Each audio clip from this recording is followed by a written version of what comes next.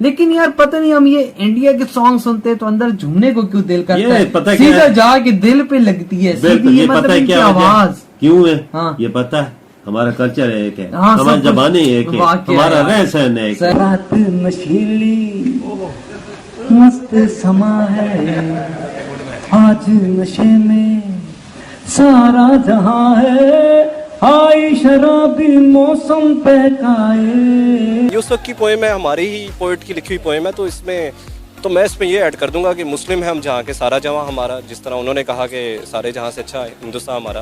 अभी सऊदी अरब का एम्बेसडर का ये कहना कि इंडिया हमारा दोस्त है, पिछले दिनों तुर्की की तरफ से स्टेटमेंट आई थी एम्बेसडर के कि इंडिया हमारा दोस्त है, तो वो भी तो मुस्लिम कंट्रीज ही हैं।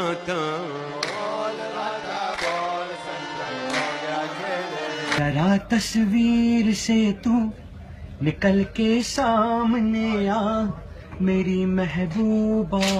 एक वक्त था कि सऊदी प्रिंस जो है वो यहाँ पे आके कहता था कि मिस्टर प्रेसिडेंट मैं पाकिस्तानी सफ़ीर हूँ आपका सऊदी अरब में, ठीक है ना, और आज वो आपसे मिलने का रवादार नहीं है। अगर हम नेगेटिव सोचें तो मेरे ख्याल से ये एक सिंगर है, नेक्स्ट टाइम 2-3 और होंगे जो इंडिया के लिए गाना गाएंगे। सब जो है हमारा अपना किया हुआ है, तो ये इसका रिस्पांस यही मिलेगा कि हमें कोई ट्रिब्यूट नहीं करे। इट मीन्स कि हम दुनिया से पीछे हैं या हमारे किसी से ताल्लुकात अच्छे नहीं है। यार एक सच्ची बात करो यार, टू बी ऑनेस्ट पता नहीं मैं क्यों ऐसा है कि भाई मैं भी अभी भी समझता हूँ कि भाई हम हिंदुस्तानी है, क्योंकि हम लोग पहले हिंदुस्तानी तो थे सारे। अगर मैं कश्मीरी होता और मुझे कहा जाता कि पाकिस्तान के साथ आ जाओ, तो मैं कहता कि मेरे मुल्क में 25,000 की मोटरसाइकिल है, मेरा दिमाग खराब है कि मैं 70 के लिए 1,25,000 वाले मुल्क में आऊँ।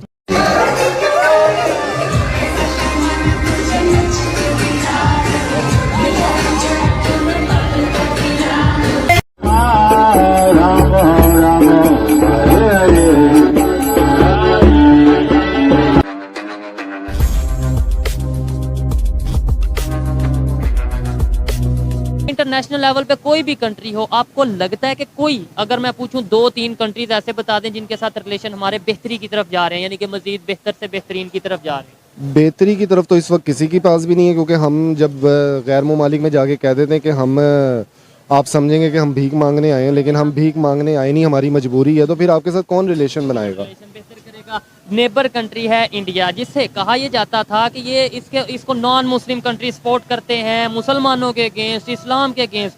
आज उसके तुर्की हो या सऊदीया हो, ईरान हो या अफगानिस्तान हो, जितने इस्लामिक कंट्री हैं ऑलमोस्ट सब के साथ रिलेशन बेहतर। उन्होंने पॉलिसी बनाई है अपने मुल्क के मुफाद में, और हमने जो पॉलिसीज बनाई हैं वो अपने ज़ाती मुफादात के तहत बनाई है ना।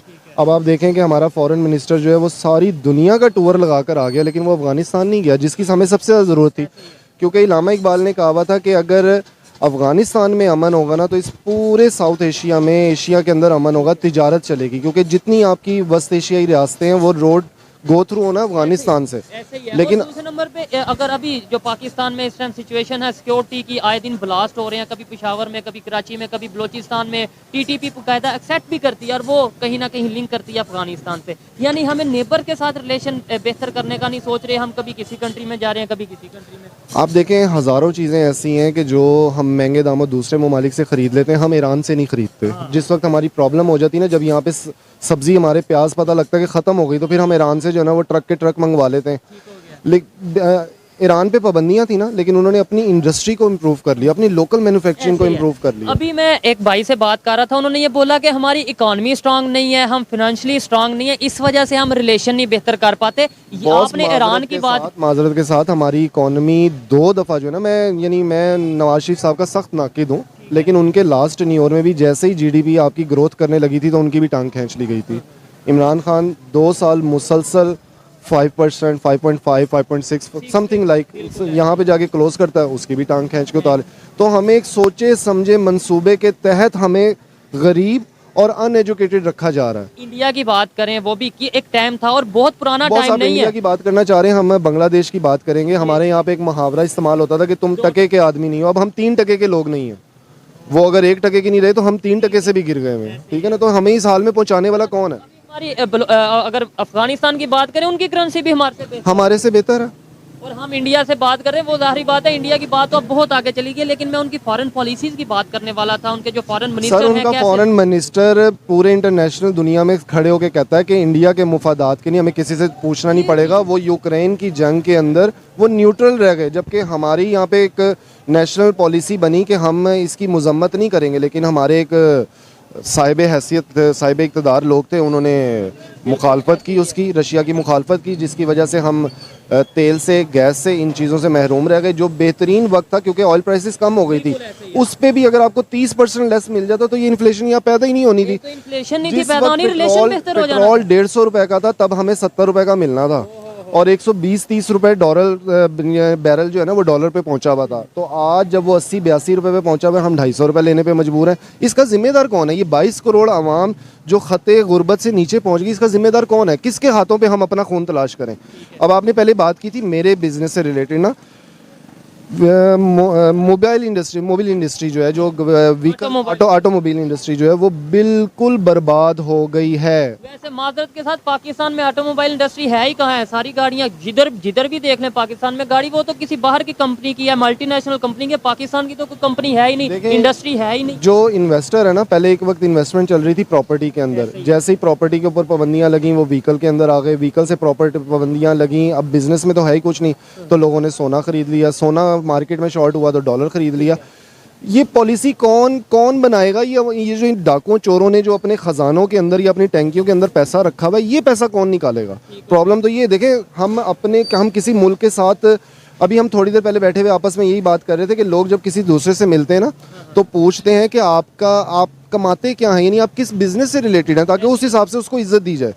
अगर आपके मुल्क के अंदर उस लेवल से बात की जाए, उस तरीके से बात की जाए, उसके एक वक्त था कि सऊदी प्रिंस जो है वो यहाँ पे आके कहता था कि मिस्टर प्रेसिडेंट, मैं पाकिस्तानी सफ़ीर हूँ आपका सऊदी अरब में, ठीक है ना, और आज वो आपसे मिलने का रवादार नहीं है। आज सऊदीया के एम्बेसडर जो इंडिया में, उन्होंने बोला है कि इंडिया हमारा फ्रेंड है और हम चाहते हैं कि रिलेशन मजीद बेहतर किए जाए। तुर्की ने रिसेंटली बोला है कि इंडिया हमारा, हर मुल्क जो है ना वो अपने मुफादात को देखेगा। सऊदीया देखेगा कि वहाँ पे 1.5 अरब की आबादी है, वो एक इंडस्ट्री मौजूद है, यानी उसका कंज्यूमर मौजूद है, और सऊदी अरब के अंदर जो वो 2030 का उन्होंने प्लान बनाया है प्रिंस मोहम्मद बिन सलमान ने, तो वो अपने मुल्क को तरक्की दे रहे हैं। हर मुल्क खड़ा हुआ है। अब मैं लास्ट कुछ 3 महीने पहले उम्रा करके आया हूँ, तो आप यकीन माने कि अब हमें वहाँ पे पाकिस्तानी लेबर नज़र नहीं आ रही। कौन सी इंडियन, टोटल इंडियन, बांग्लादेशी और बर्मन्स। पाकिस्तानी ना होने की क्या ना होने, देखें ट्रस्ट इशू कहीं ना कहीं इवन उन्होंने बैन किया हुआ है नहीं, बैन नहीं, ये जिस वक्त एग्रीमेंट्स होते हैं ना 5 साल 10 साल 15 साल के चलते हैं, तो तब हमारी जो है ना वो उस वक्त रजीम चेंज हो रही थी, एक दूसरे की टांगें खींची जा रही थी, हुकूमतें चेंज हो रही थी, इस पे पर्चा हो रहा था, वो गद्दार हो रहा था,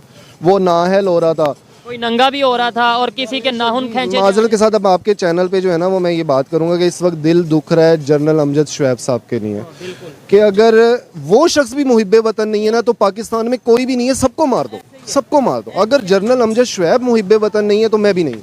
ऐसे ही है।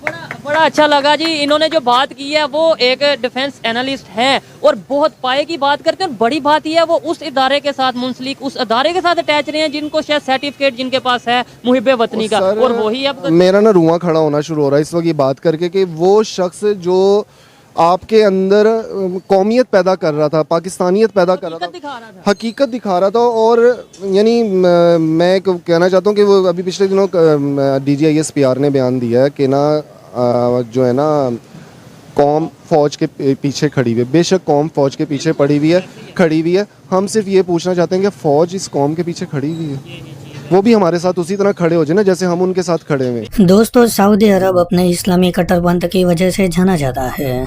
उतना ही नहीं, वो इस्लामिक धार्मिक स्थल का स्थान भी माना जाता है।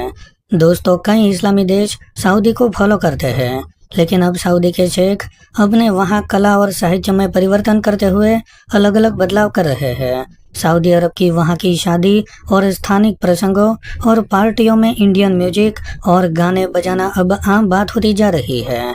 दरअसल दोस्तों, हाल ही में ऐसी कई वीडियो सोशल मीडिया पर वायरल हो रही है।